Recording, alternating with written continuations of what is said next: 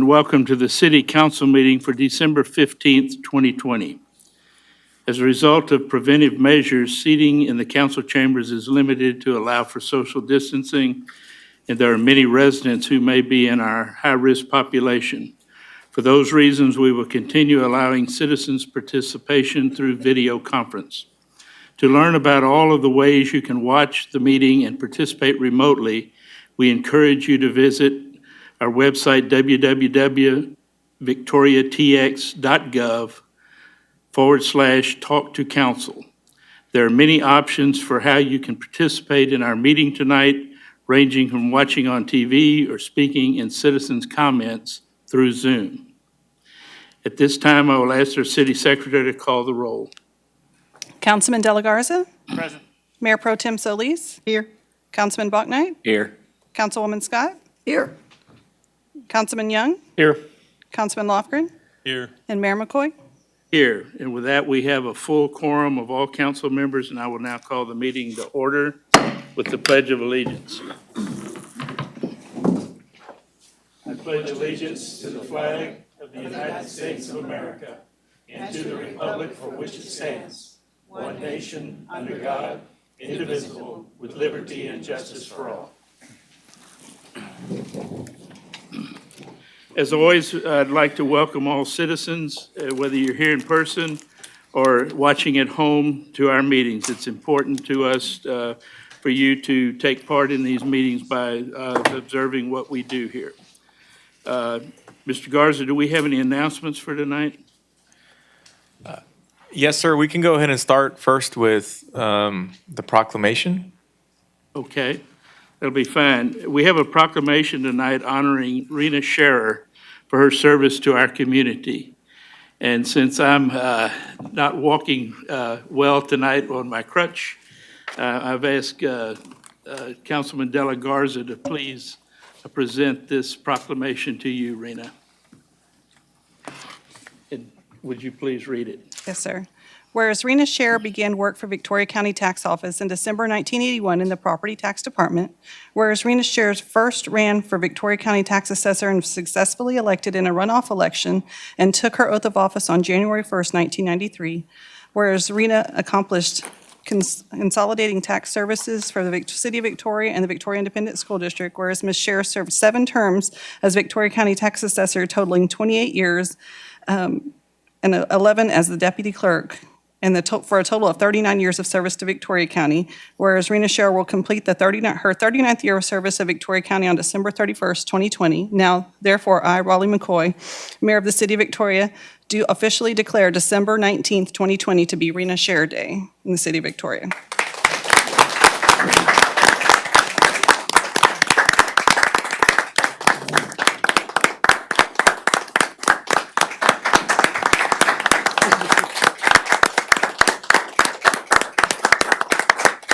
Thank y'all very much. I hope I won't tear up, but when I told Ricky, I said, I want to come to City Council one night to give my appreciation to the council and to Gilbert and Billy. Gilbert and I work close together every year for, of course, the Truth in Taxation, and that's a lot of work, and it takes teamwork. And I just mainly want to come and thank them as much as anything, because it takes everyone to get this the best what we can do. So I appreciate it. I'm honored, I'm surprised, and I thank y'all very much from the bottom of my heart. I've enjoyed what I've done for all these years, but I think it's time to move on. So thank y'all very much. Appreciate it.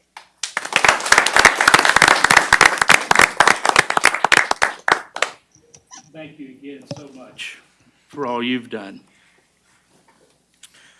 All right, Mayor, we'll continue and just flow right into employee recognitions. I realized that I did not follow the script according to the T just now.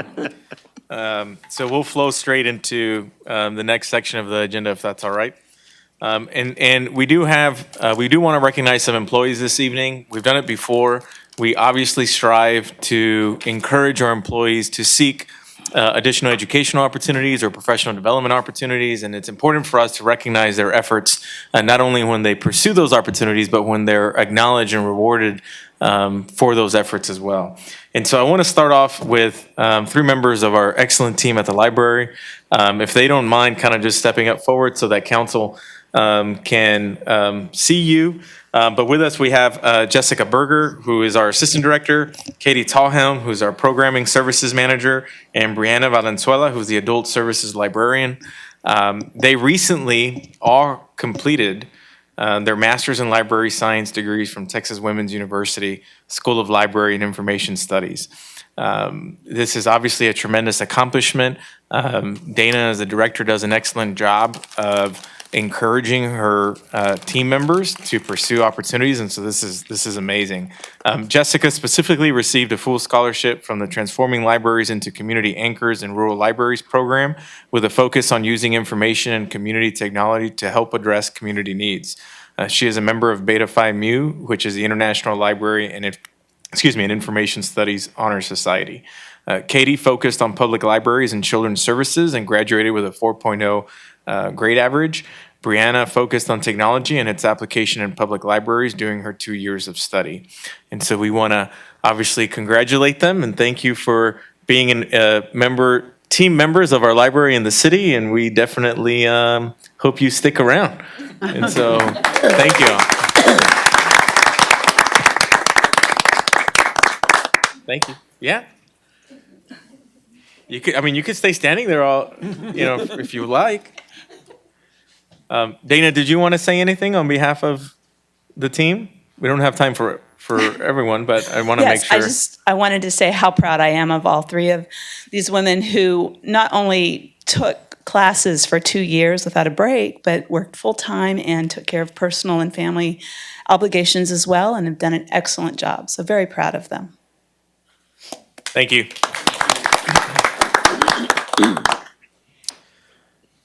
So next up, I want to ask Tiffany Toda to come up. This isn't the first time that we recognize Tiffany.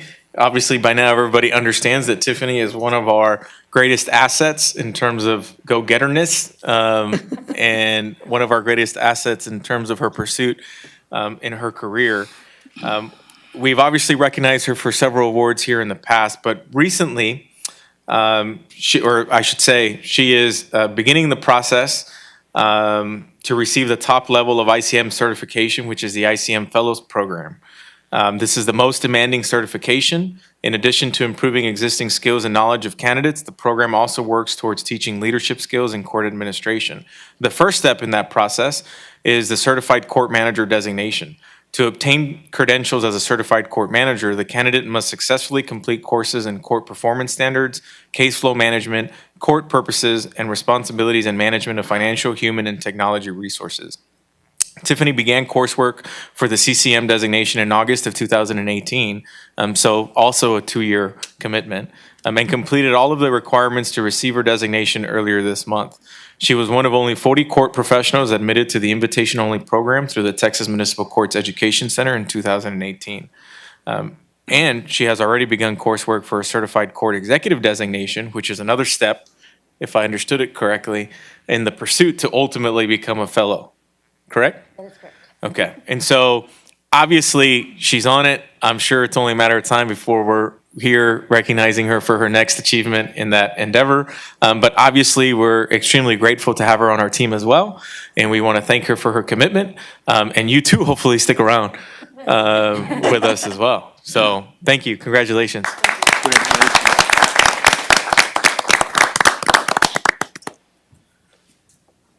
All right. Last but not least, I want to ask Brian Woolard to come up.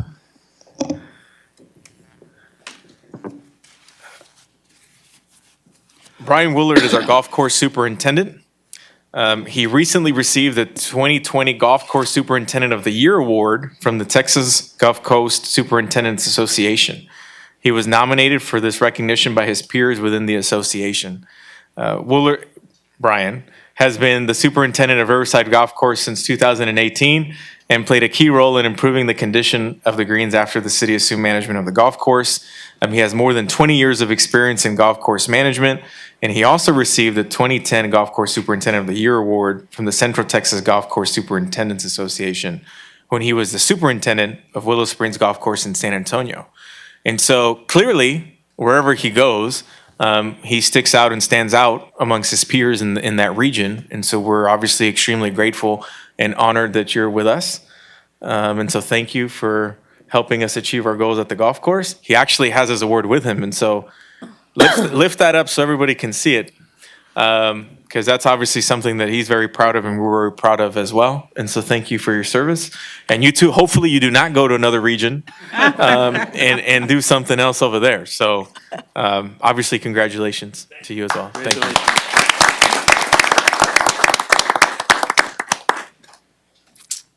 And those are all the employee recognitions we have for this evening, Mayor. Thank you very much, Mr. Garza. We'll now move on to items from council. Are there any items from council? I'd like to pull consent agenda item D3, please. Okay. All right, thank you, Ms. Scott. Any other items from council? Well, just this is our last meeting before Christmas. Just wanted to wish everybody a Merry Christmas and a Happy New Year. And I want to thank Dana for giving the kids such a wonderful time this weekend with all the, and all the staff, because everybody was out there, including city manager was out giving out coloring books and colors. And we built, gingerbread houses for the first time this year in my family. So we really enjoyed that. The house smells good because of the gingerbread houses. Thank you again.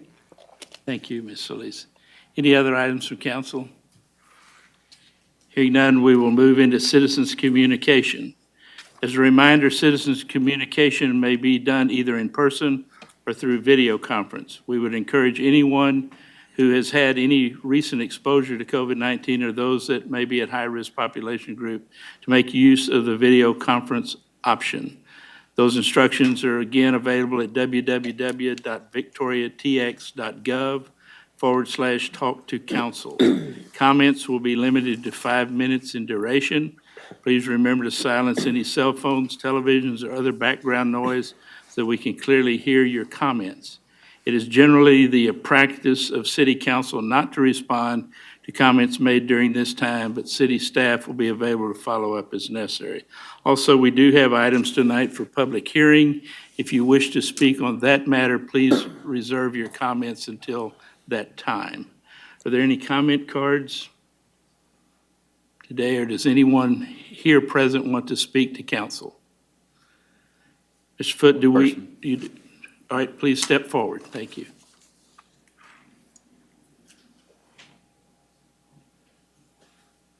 Good evening, Council, and hello, Mayor McCoy. Hello. I'm here because I would like to run for the Tourism Advisory Board. My name is Ashley McGee. I am currently serving on the Parks and Rec Commission, and I would think that these kind of run together. I own the kayaking company in the park, and I'd like to work on behalf of the outdoors area in tourism. I've actually visited a lot of the hotels yesterday and over the last week, and I noticed that several of them have flyers that they give out, all of them to send people out of this town. So I'd like to work more directly with the town and what we have to offer here and make sure that people that are visiting actually view this as more of a tourist town or enjoy their time touring Victoria instead of just, picking up a flyer to go to Houston or San Antonio or Corpus or Austin. So I just like to work with them. And if y'all have any more questions for me, please ask or anything. Okay, well, thank you. Thank you very much for wanted to say stepping that I was forward interested, so thank you. and putting your name forward, too. Oh, Thank you. I appreciate it. Y'all have a wonderful day. Bye-bye. Ashley. All right, any other citizens' comments from the audience?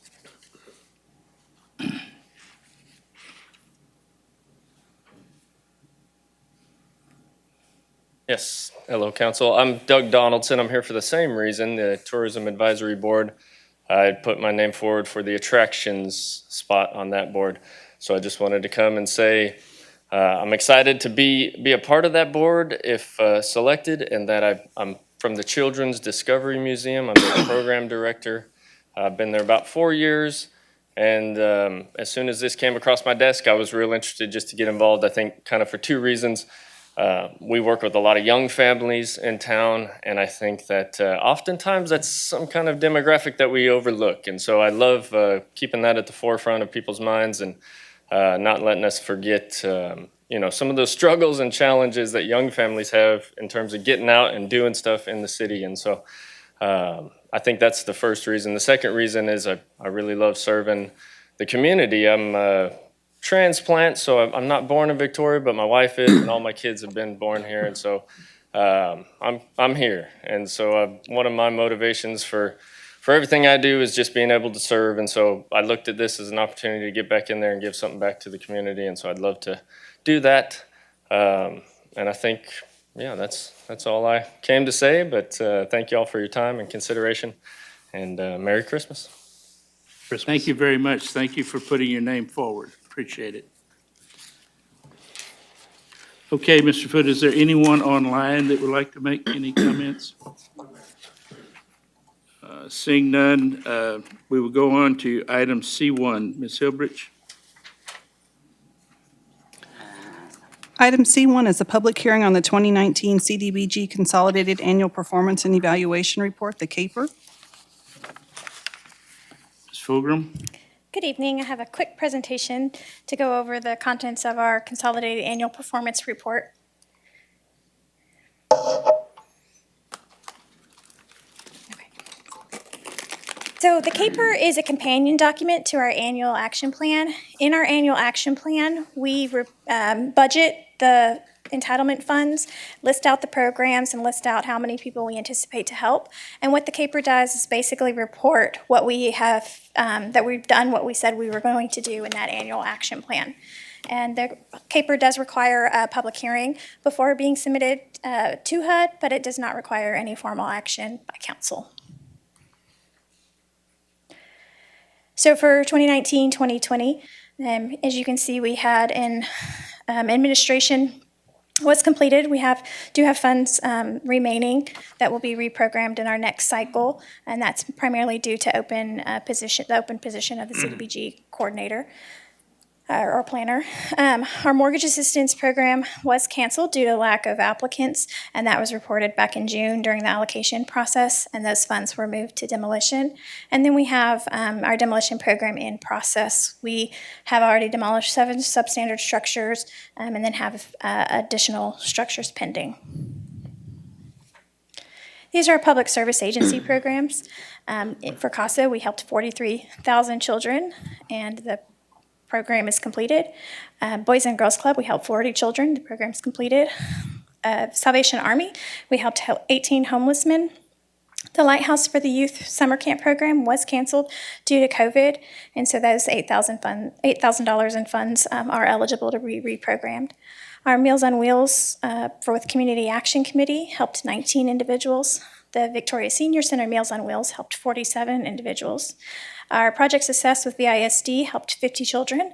The Kids Backpack Program with the Food Bank helped 138 children.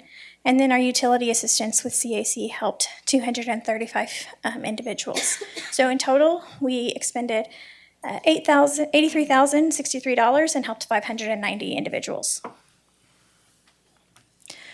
Public facility projects, we did complete the Perpetual Help Home Renovations and Rehabilitation. That was a $50,000 project that served an average of 60 adults and 25 children yearly. And then the Mid-Coast Family Services expansion is in progress with the engineering and building plans having been completed, as well as the foundation work.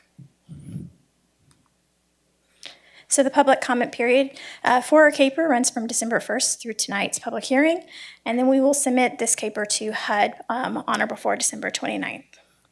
And I'd be happy to answer any questions council may have. Just a technical one. This says deadline to submit the 2019.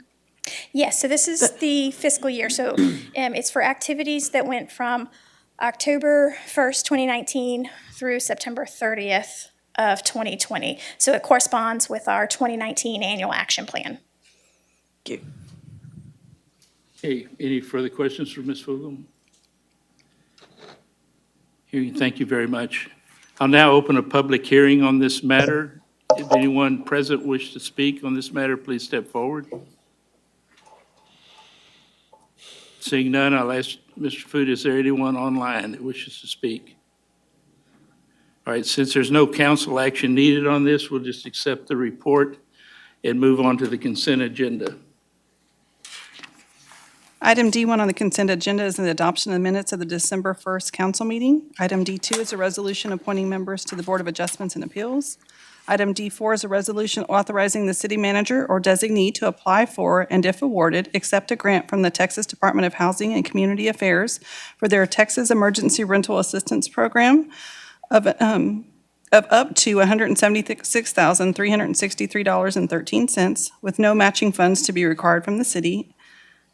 Item D5 is a resolution approving a professional services agreement with Victoria Engineering Incorporated, doing business as Urban Engineering for the design services of the Crestwood Drive Reconstruction Project Phase 3, Navarro to Maine, in the amount of $274,900. Item D6 is a resolution approving a mowing contract with Andrew Rodriguez, DBA AJ Shredding, for the mowing of Loop 463 in the amount not to exceed $56,000. And item D7 is a resolution approving the renewal of the Interlocal Cooperation Agreement with Gulf Bend Center for the provision of mental health peace officer services. So move. Second. There's a motion and a second to accept the consent agenda as presented. All those in favor say aye. Aye. Opposed, same sign. Move now into the regular agenda, please. We'll go back and get item D3 that was pulled, if you don't mind, sir. All right. Item D3 is a resolution approving a Victoria Sales Tax Development Corporation budget amendment for the Economic Development Program Agreement with the Victoria Economic Development Corporation. Move we adopt item D3. I second it.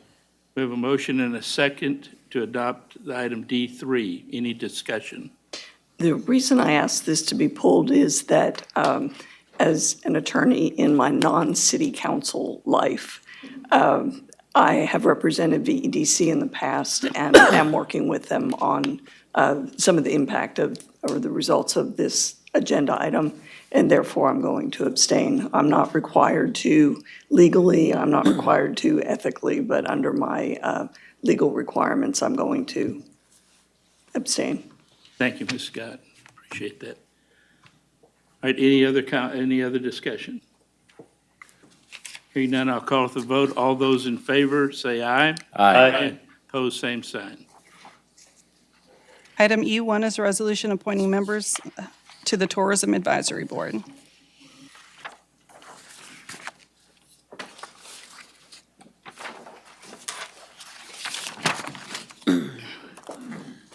If I may, for a point of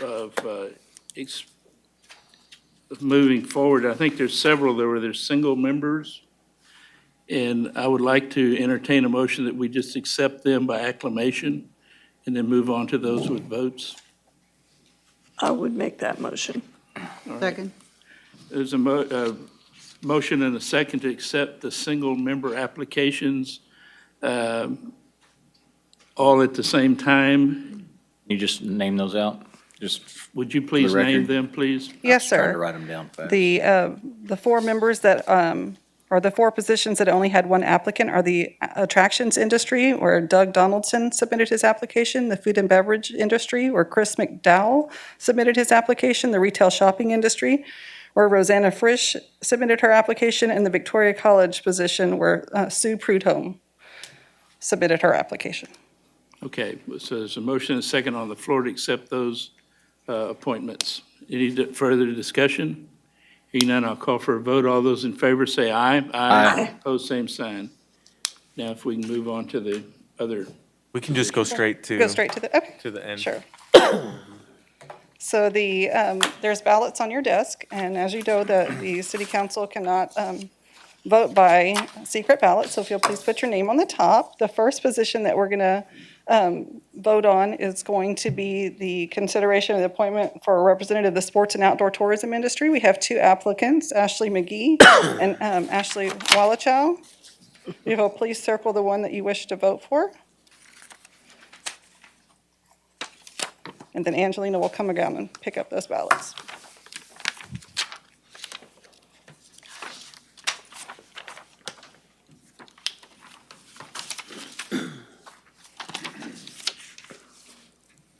Thank you. It'll take just a moment for us to tally this.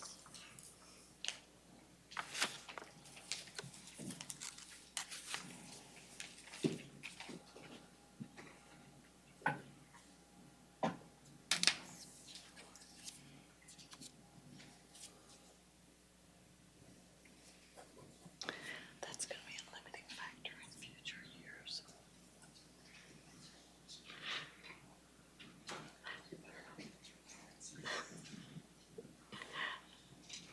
Okay, so the top vote getter was Ashley McGee, so her name will be placed in the resolution to represent the sports and outdoor tourism industry.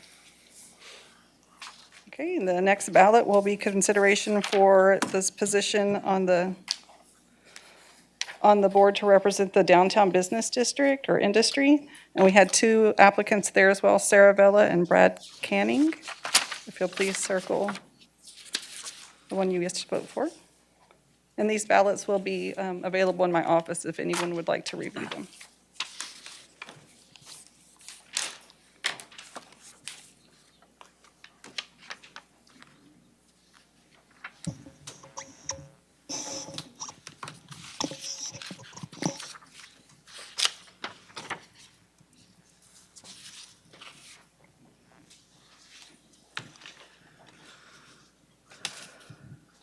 Just one moment.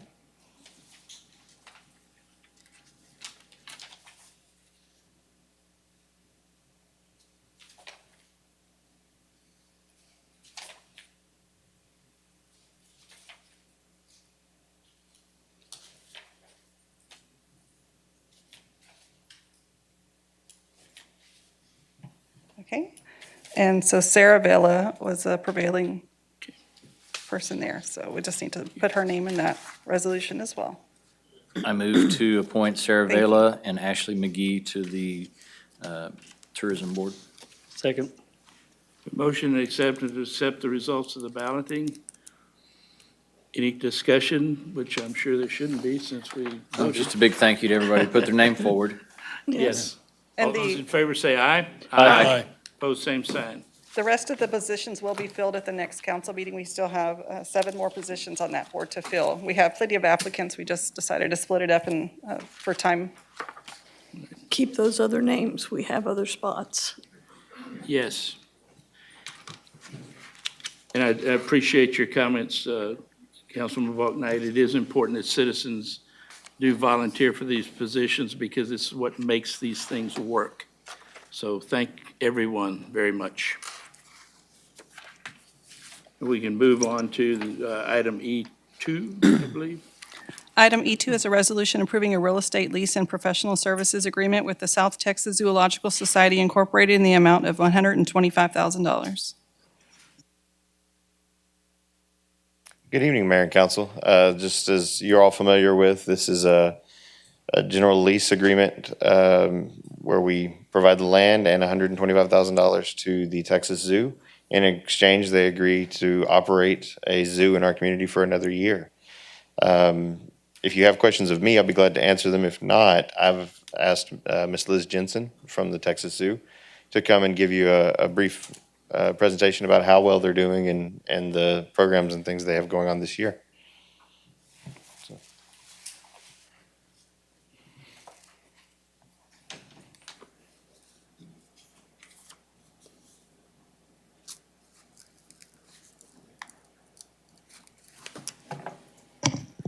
Well, good evening. I'd like to start off first by thanking the City of Victoria for all of your ongoing support. It is very much appreciated, and it's been 2 years since we've actually presented here for the City Council. So I would like to kind of provide a little bit of an update so that you guys can kind of get up to speed with what we're trying to do at the Texas Zoo.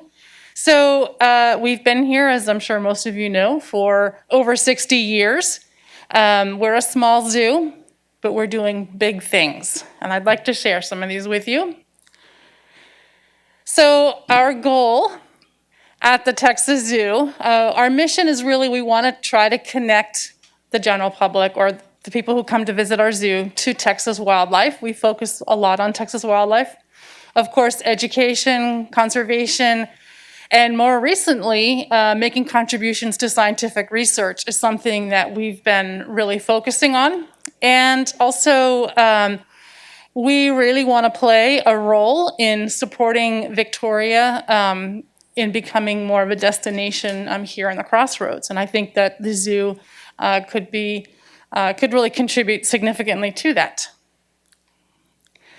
So our mantra at the zoo is connect, learn, and protect. And this is an approach that we use to try to inspire protection of wildlife, but also an appreciation for animals. We do get a lot of young visitors to the zoo, so it's a great opportunity to expose them to this. So we believe that a zoo visit should be more than just a spectator sport. If you go to other zoos, a lot of times you just walk around and see the exhibits, but we try, and we'll be expanding further, on getting people to actually interact in some form. So when a guest is able to touch an animal, get to know them, there's a connection that's made, and that connection is really important.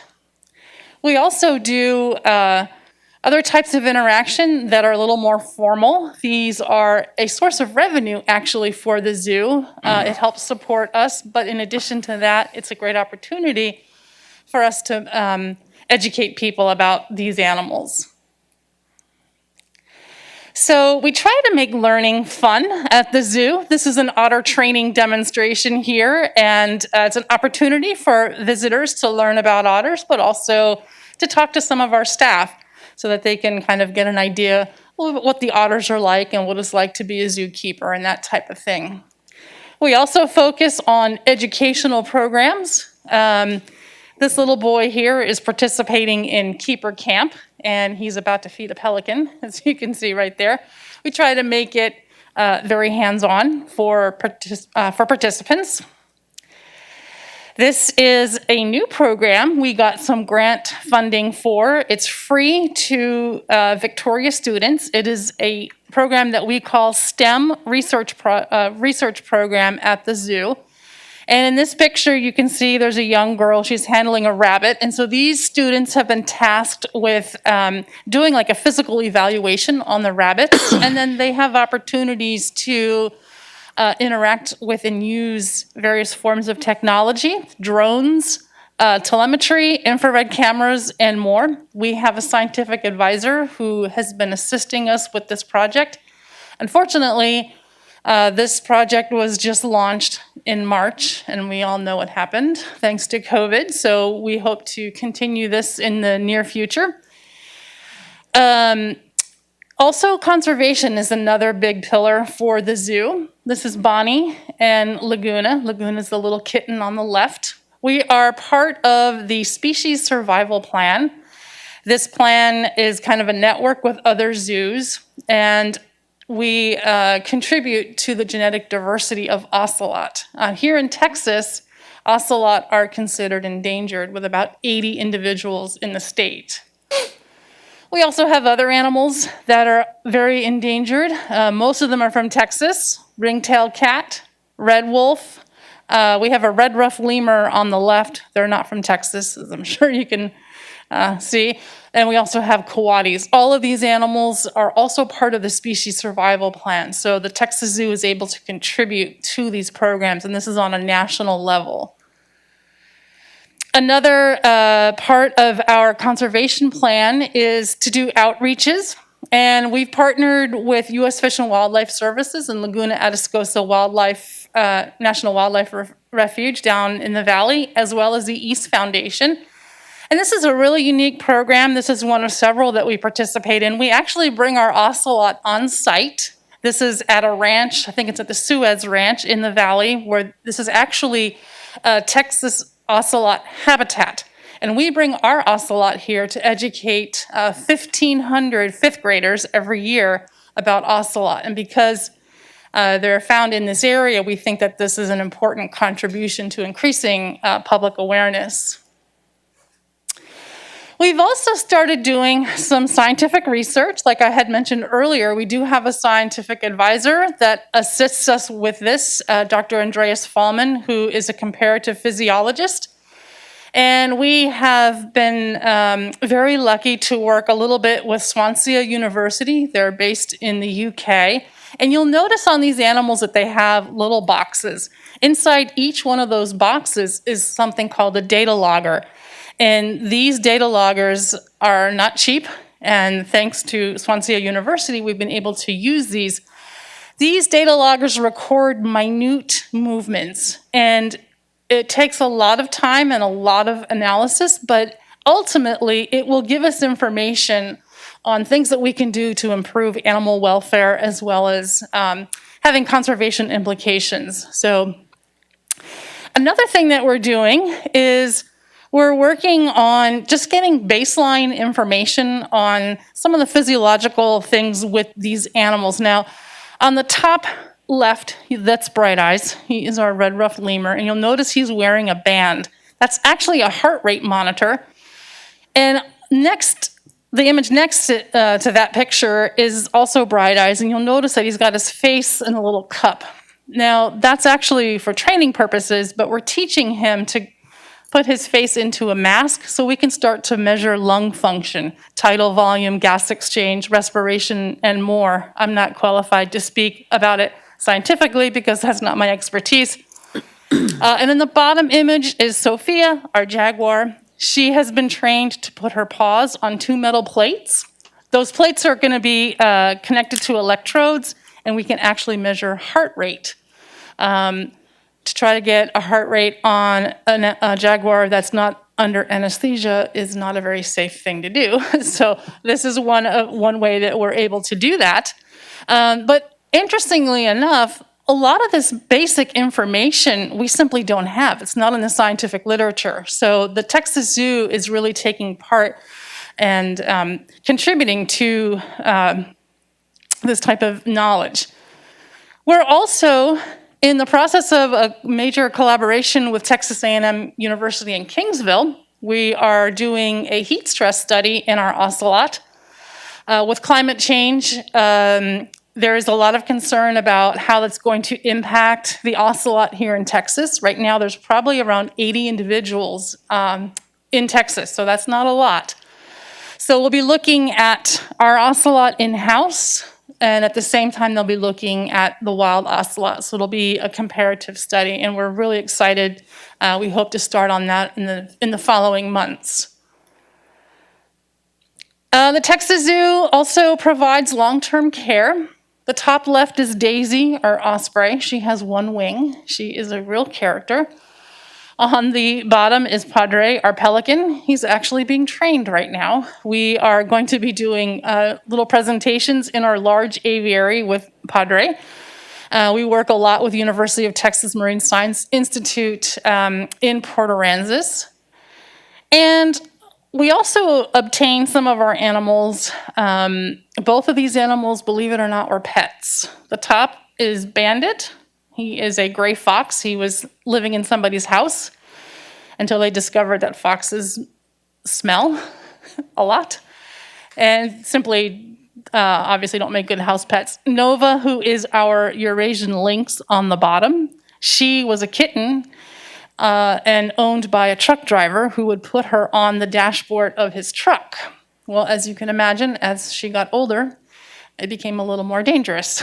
So the zoo is actually very happy to take her. She's one of our stars at the zoo.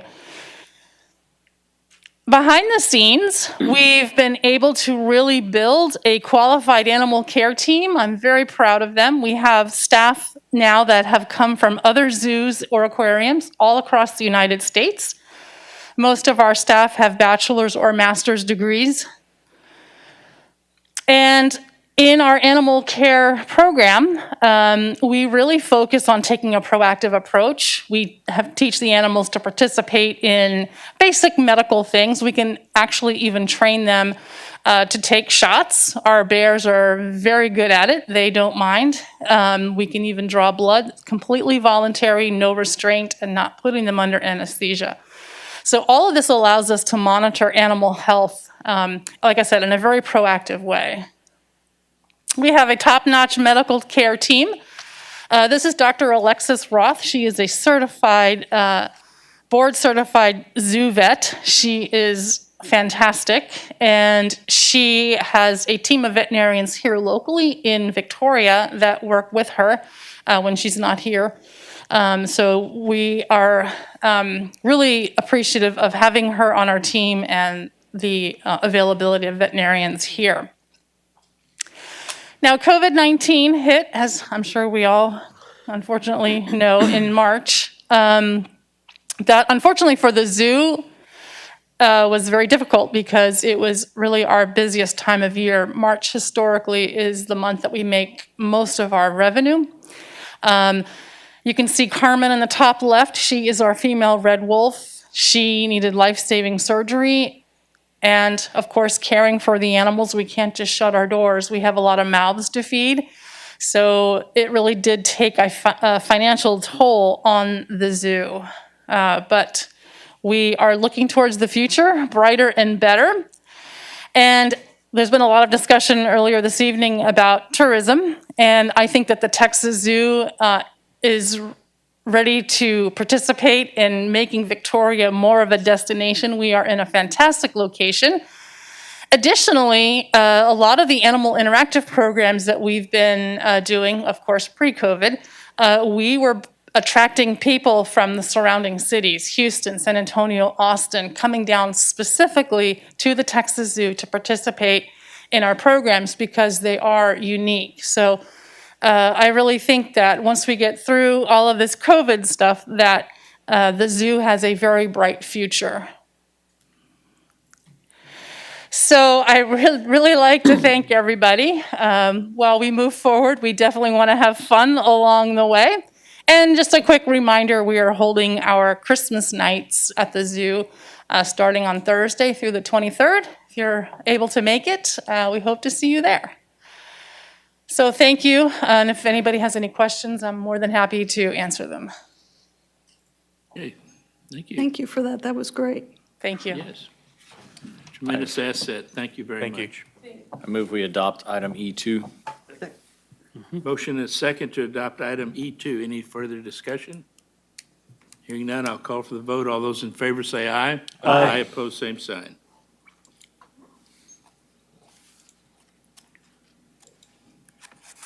Item E3 is a resolution approving an administrative services agreement with Blue Cross Blue Shield of Texas for claims administration and the 2021 stop-loss insurance application in the amount of $764,400.48. Martha Johnny. Good evening, Mayor, members of council. Wonderful to see you. And before I forget, I'll take the opportunity to wish you happy holidays for you and your family. So, tonight we're bringing back 2 items for consideration, both dealing with our city's health fund. The first is moving forward with Blue Cross Blue Shield of Texas as our administrator, which also includes our network and our claims administrator. That was brought forward as a recommendation, if you recall, when we did our presentation on the health fund back in August of 2020.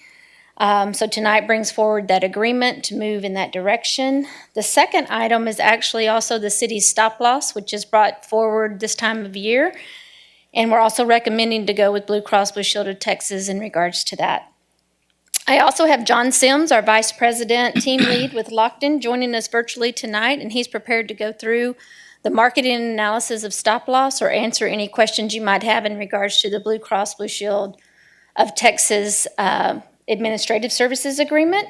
If there is a desire from council to go through the presentation, I know it was included in your packet and it's pretty straightforward, but we're here to answer any questions you might have, or we can take the time to go through the marketing analysis, whatever you desire.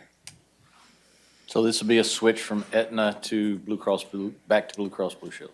We've never, or at least not since I've been here, been with Blue Cross Blue Shield, so it is moving though from Aetna to Blue Cross Blue Shield of Texas, yes, sir. And we have a 3-year rate guarantee with Blue Cross Blue Shield, so we'll be with them for at least 3 years, if council approves what we're recommending. Council, your pleasure. You want the presentation or not?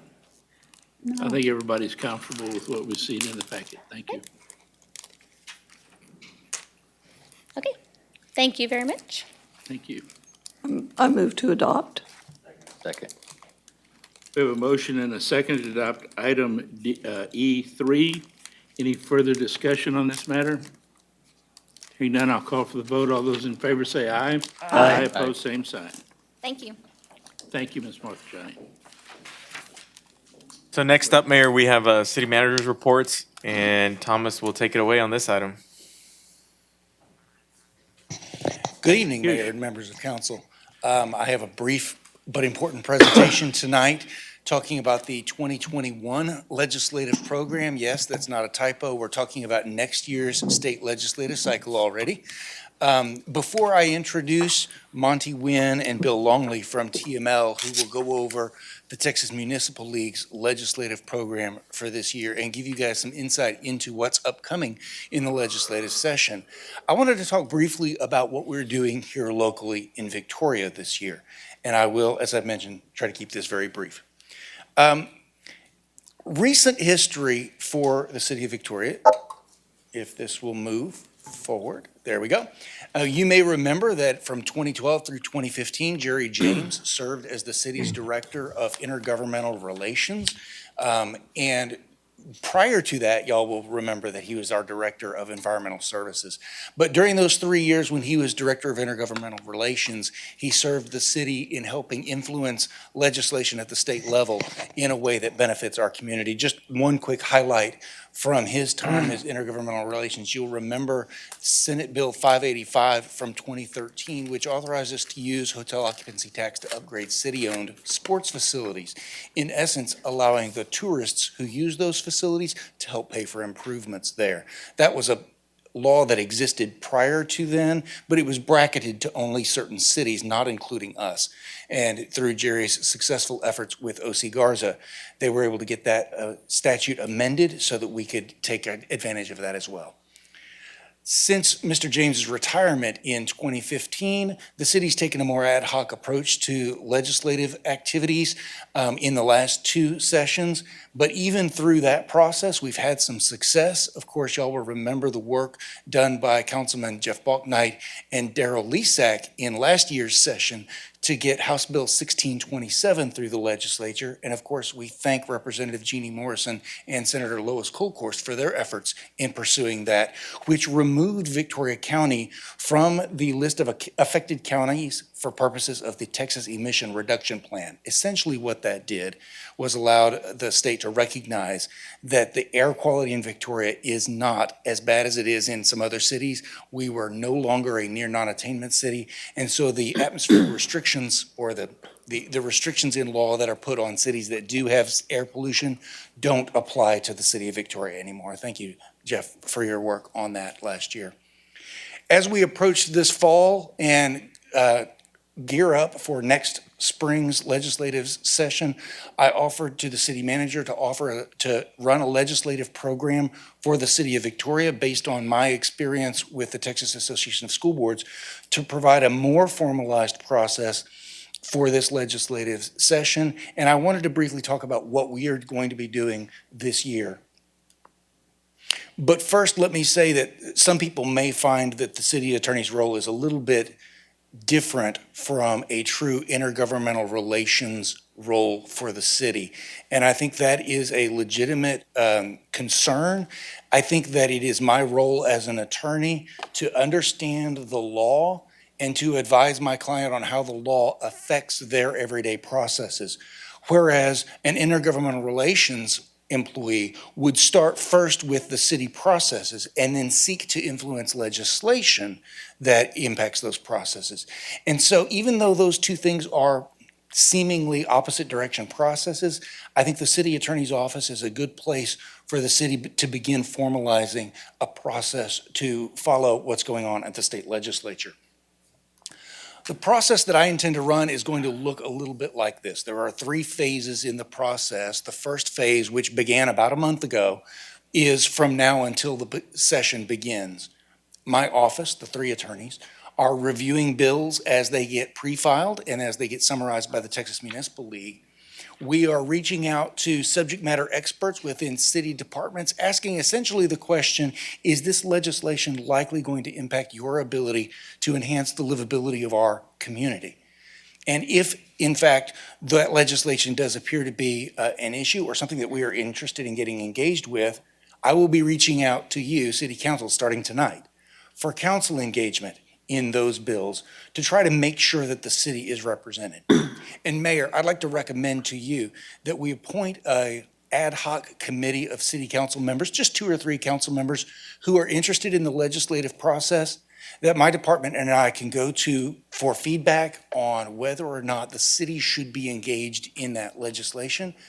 I think it's important that I continue to update council throughout the session on what bills are likely to be impacting us. But I think also it would be beneficial to get feedback from council members on a quicker basis than we can do in a formal council meeting. And so, Mayor, if you were interested in that, I think that would be beneficial for this process. Phase 2 of this process will begin on January 12th when the state legislature goes into session. And during their session, we will be monitoring those bills that we have targeted as something that's likely to be something we want to engage with. And we will seek to engage at the capital level with bills that we support or bills that are not going to be beneficial for our community.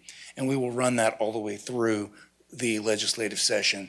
Once the session is over, of course, we're going to switch into more a traditional city attorney role, educating departments on what the impacts of that legislation have been and helping ensure that the departments implement that legislation and roll that out over the remainder of next year.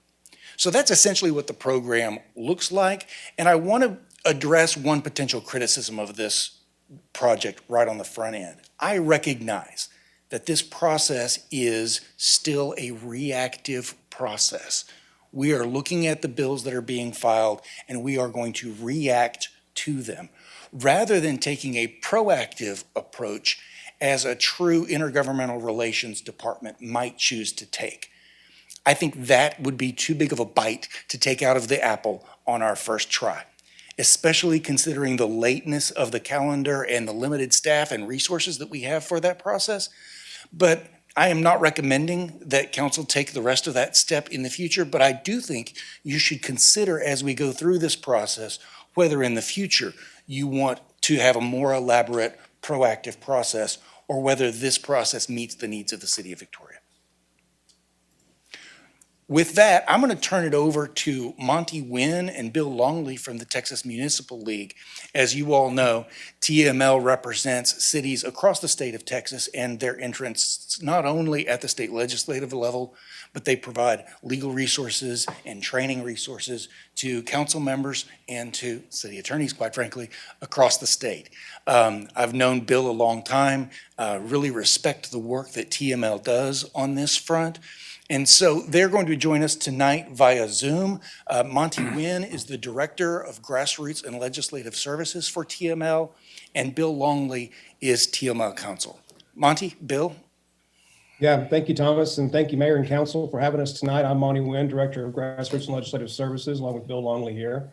It's good to be with you guys. Bill and I enjoy getting out and talking to city officials on legislative issues, but this is particularly special for me. I grew up in Victoria. I'm a proud 1990 graduate of Victoria High School.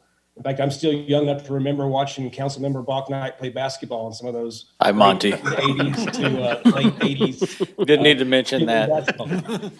So it's good to be with you guys today, and I appreciate this. And I want to talk a little bit about what session's going to look like, and then Bill will talk a little bit more about specifically our TML program and some of the city bills that have been filed. But it was an historic election this last November. We had about 2 million more registered voters than we did in 2016, so we knew enthusiasm was high. Come election day, we had 2.3 million more votes cast than we did in 2016. So a lot of speculation around both the Texas Senate and Texas House, particularly the Texas House, on what it would look like. You had Democrats who thought, going into the election, Republicans held a 9-seat majority, and you had some Democrats file for speaker, and there's lots of talk about Democrats taking control of the House. But after tens of millions of dollars spent and all that ground game, the change to the makeup of the House was a net zero. You had one Republican incumbent who lost, and you had one Democratic incumbent who lost. So the Republicans still hold a 9-seat majority. Senate, a slight change in the Senate. There was one seat out of Bexar County that flipped from Republican to Democrat, traditionally a Democratic seat, so it was no surprise. But Republicans held a 19-12 majority going into the election and now hold an 18-13 majority going into session. So with a new session and a new legislature comes a new speaker. We have Speaker Representative Dade Phelan. Tuesday was the election. Thursday, he held a press conference to announce that he had the votes necessary to become speaker. Dade is a smart, level-headed state representative from Beaumont, and I think he'll do great things in the speaker's office. He was quick to reach across the aisle to form a coalition. So good things are in store for him, and we're optimistic that he'll lead that chamber well. One of the questions that we get asked the most is what will session look like in a pandemic? We know there's groups that are talking about this, that, within the House and the Senate. We know there'll be no large gatherings of folks as there have been before, no Victoria County days or no interior designer days. And so there'll be limited access to the Capitol, likely with some temperature checks. And the Senate's talking about having to have a negative COVID test 24 hours before entering the Capitol. So there'll be limited committee hearing days. So the volume of bills will be low. So we'll have to kind of watch that. But the House is talking about gaveling in on day one and then sending members home for long periods of time. The legislature can't take up legislation in the first 60 days of a session anyway, and so it'd send folks home and back to their districts. A couple of the top state line issues, budget being the first. It's the only bill the legislature has to pass. Controller Hager came out a couple of months ago and told the legislature they'll have $4.6 billion hole in the current budget. And so with declining sales tax revenues and declining severance tax revenues, it's going to be a tough budget year for the state. He has since revised that estimate down a little bit. I think collections have come in a little better than expected, and so it'll still be a deficit, but maybe not as much as the $5 billion. It's a redistricting session, which makes things nutty anyway. Usually in a redistricting session, the legislature will get numbers in April and then frantically move through the pace of the last couple of months of session trying to draw maps. What we're hearing is those numbers will be delivered in July, and leadership is telling members to prepare to be in session for most of the fall. And so we'll likely be in special sessions in the summer and into the fall. Criminal justice reform and police reform. This is an issue across the country that Texas is not immune to. And so we'll see we're seeing bills filed that deal with police reform and criminal justice reform, touching on qualified immunity or body camera funding, and probably a long look at civil service statutes involved in that. COVID response and disaster response, as you can imagine, will be a big top-line issue this session. There are members within the governor's own party who don't agree with the way that he handled the pandemic, whether it's closing businesses down or opening back up. But you'll see measures that will give the legislature a little more say in disaster response. And then finally, being a budget deficit, you'll see a more robust discussion on casino gaming and marijuana legalization. I don't think the time is right for passage of either one of those. I think the Senate will still be sort of the hang up, but you'll see some pretty broad discussions in the House on those two issues being revenue generators that they are. TML has just finished our policy process. We have a 15-month process by which hundreds of city officials come together and tell the league exactly what they want us to advocate on. And so we start in October of an odd numbered year after session. Cities bring resolutions to us. We move into the even numbered year this year. Our president appointed a policy committee and a policy summit to review all sorts of policy decisions and ideas. And that summit met in August. It was a 2-day summit via Zoom. And then the body of that work goes into our business meeting annual conference for our membership to vote on. And finally, 2 weeks ago, our board finalized that program. And so with that, I'm going to turn it over to Bill to talk about some of our program and some of the other city bills. Thank you, Monty. Great to be with you all here tonight. I'm not a hometown guy like Monty, but I'm still really happy to be here, and thank you for having us. And special thank you to Thomas for reaching out to us for this. Let me I don't want to spend a whole lot of time with our program, but I do want to highlight some of the maybe some of the takeaways from our program that was approved by our board and by our entire membership, and even talk about a few of the bills that have been filed already that relate to some of these positions. pre-filing of bills going into the 2021 session began on November 9th. And I just took a look at the count as of now, and there have already been 1,106 bills filed, and that's traditionally we get about 6,000 to 7,000. So to give you an idea of where we are, and like Monty was saying, this is going to be a very different session. So I'm not sure if we'll approach the 7,000 that they filed last session, but we're already at just over 1,000. The TML legislative program, the new version of it that was recently approved is posted on our website. And so you can get it there. We'd be happy to share a link too if y'all don't have it. But I want to mention a few things. The outset of that program lays out the kind of guiding principles for the TML program itself. And it says the approach to the 2021 session is guided by principles that spring from a deeply rooted TML legislative philosophy. And there are really three key pillars there. Number one, the League will vigorously oppose any legislation that would erode the authority of Texas cities to govern their own local affairs. Number two, cities represent the level of government closest to the people. They bear primary responsibility for the provision of capital infrastructure and ensuring our citizens' health and safety. Thus, cities must be assured of a predictable and sufficient level of revenue. And then finally, the League will oppose the imposition of any state mandates that do not provide for a commensurate level of compensation. When you actually get into the meat of the program, you'll see that we have positions in there to seek introduction and passage of legislation, to oppose legislation, to support legislation. And I want to talk just briefly about our priority package. This priority package includes, among other things, defeating legislation that would erode municipal authority in any way, impose an unfunded mandate, or otherwise be detrimental to cities. That includes preemption of municipal ordinances at the state level, limitations placed on city revenue, the erosion of cities' ability to finance needed improvements, erosion of municipal authority related to any number of land use and development matters, whether it's annexation or zoning or building codes or short-term rentals. The basic premise is that we think that cities, again, as the level of government closest to the people, are uniquely qualified to address those types of issues. One other issue that's in our priority package that's going to really be one that we see pushed this session, that we know it will be pushed this session, is a position to oppose legislation that would limit or prohibit the authority of city officials to use municipal funds to communicate with legislators, or to limit or prohibit the authority of TML to use revenue to communicate with legislators. There have already been a couple of bills filed on this, House Bill 749 and Senate Bill 234. Both of those bills would limit the ability of a political subdivision to use public funds to hire a lobbyist or even an employee that would be registered as a lobbyist.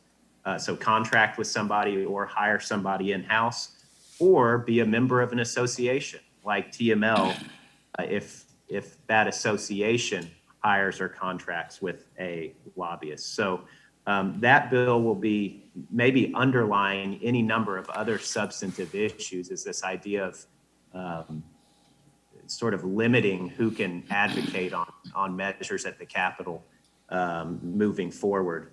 I want to talk about our seek introduction and passage category. There are things in there like allowing the cities the option of using either an official newspaper or a website for the publication of legal notices, a cost-saving measure that would get the word out on legal notices via the city's website.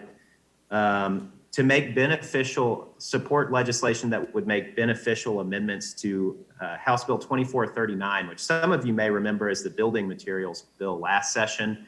That bill provided that a city can't regulate building materials or methods if those materials or methods are in a national model building code. There's already been a bill filed on this House Bill 233 by Representative Murr out of Kerrville that would exempt cities under 25,000 from that bill that passed last session.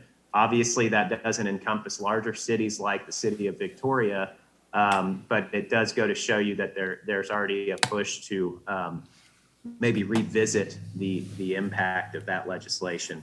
There's a couple other things I want to point out. One is we do have in our priority package to seek introduction and passage of legislation that promotes increased flexibility under the Texas Open Meetings Act, including flexibility for public participation, so long as legislation doesn't mandate any new costs on local governments. This really has spun out of the pandemic and the governor's suspension of the Texas Open Meetings Act to allow for things like what we're doing right now, video conferencing in at council meetings or teleconferencing at council meetings.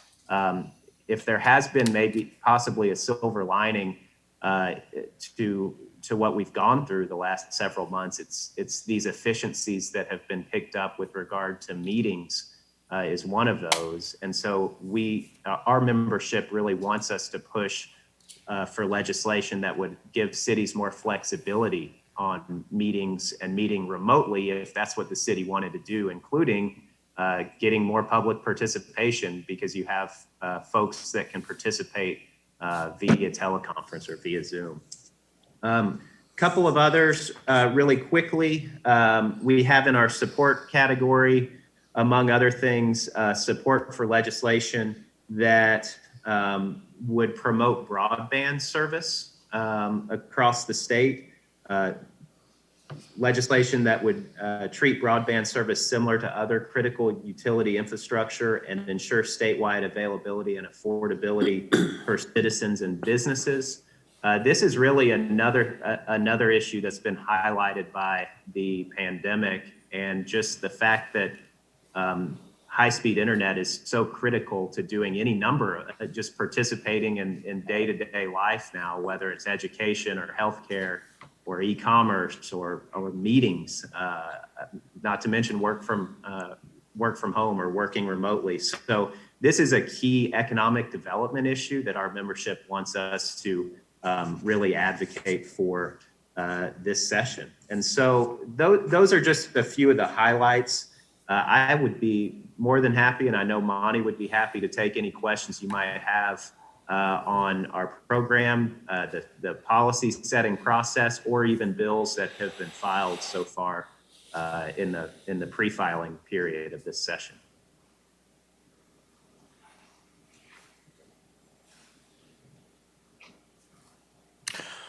Well, it's probably difficult for council to ask questions without seeing the program. But in glancing on it, this is Jesus Garza, city manager, by the way. Thank you for joining us. I pulled it up on my laptop, and I would like for one of you to expand on a couple of the items that you list as support. The very first one related to amendments to the equity appraisal statute.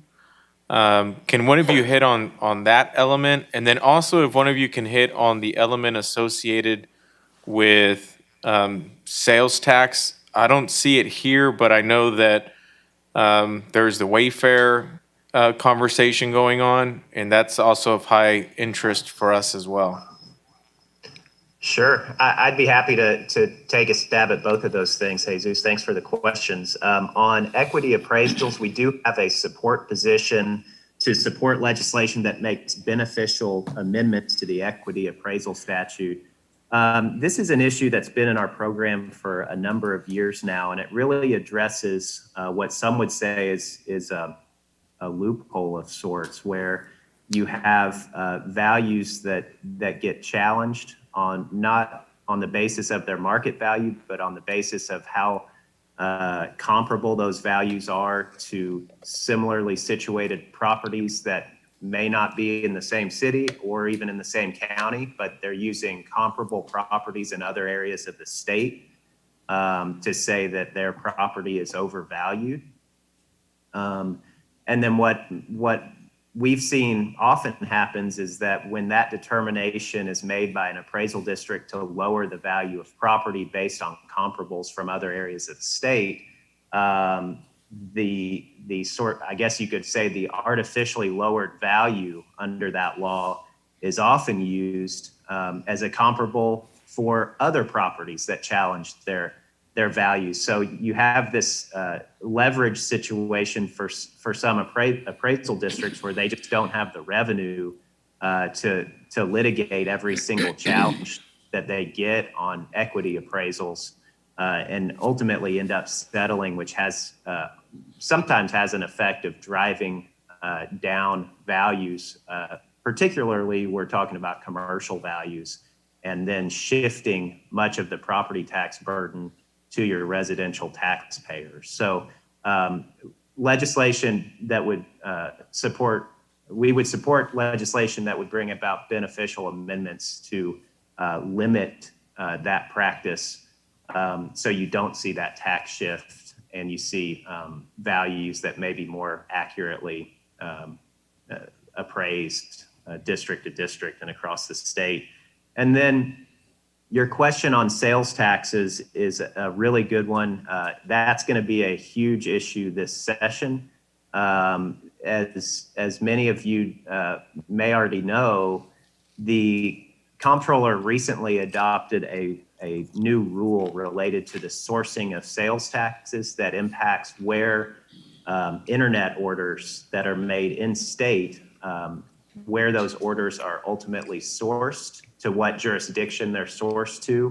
And the change went from an internet order being sourced to a specific location within the state of Texas, to the comptroller determining that an internet order is not received at a place of business in Texas. It's received somewhere in cyberspace somewhere. And so what that ultimately means is that in some circumstances, cities that were going to be, that maybe have over the years expected to receive a certain amount of sales taxes due to internet orders received at a place of business within that city, as of October 1st, 2021, so looking forward to 2021, may see that sourcing shift from their city to be dispersed across cities in the state of Texas, depending on where that order is ultimately received by the consumer. So for some of these internet orders, the sourcing would shift from origin-based to destination-based, where the orders are sent. We actually do address that issue in our program. Interestingly, it's in our, we have a formal take no position on that legislation because it is any sales tax sourcing issue is such a city versus city issue. Again, what some cities might lose in sales taxes from a potential change like the one the comptrollers proposed, other cities in the state would gain sales tax revenue from that. And so it impacts every city so differently that it's going to be incumbent upon each city to take a look at the legislation that's proposed and make a determination on how that might impact each city. And so the program that's been laid out here that Thomas mentioned, when we see a bill filed that deals with sales tax sourcing, it looks like it'll be incumbent upon y'all to see how that's going to impact your city specifically, just because our membership has directed us to stay neutral on any sales tax sourcing issues. I hope that answers your question, Jesus. Yes, thank you. Hey, Bill, this is Jeff Balknight. It's maybe getting into the weeds too much, but under your support number 12, does that have a possibility of moving forward this session? Or is it just because it's really the first session that it's come up that it's going to require a little more work? You know, I actually do think that this is an issue that has a real chance this session. There's an interesting alliance amongst cities on this issue. And for just to clarify for those of you that don't have our program, here we're talking about supporting legislation that would add some procedures to require city consent before TCEQ is authorized to issue a permit for a rock crushing or cement aggregate operation, and other legislation that would impact distance regulations for that. And so this is an issue with sort of a unique connection between many small cities in the state of Texas. We've heard about this issue from a lot of cities that are just west of Austin in the Hill Country and have some of these operations located in their city limits to provide the materials for all the road maintenance and growth we've had in Texas. And then you have cities like the city of Houston that's keenly interested in the idea. So there have already been somewhere in the neighborhood of probably 7 or 8 bills that have been filed. They've been filed from by some of the Houston delegation. They've been filed by Hill Country representatives out here west of Austin. They've been filed by Democrats and Republicans. And so I think this is a really unique issue in that the support isn't just limited to one geographic area or one political party. So I do actually think that this is one where you could see some progress made this session. Thank you. That'd be great if it did.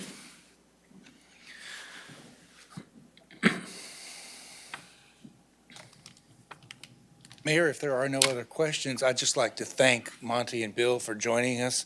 I know they've had a long day there in Austin, and I appreciate them spending some time this evening with us to keep us updated with what is going on in the legislature this coming spring. All right. I would like to comment about your suggestion of an ad hoc committee. I have no problem with that because I think it's important that we stay abreast of all of the legislative matters that go on.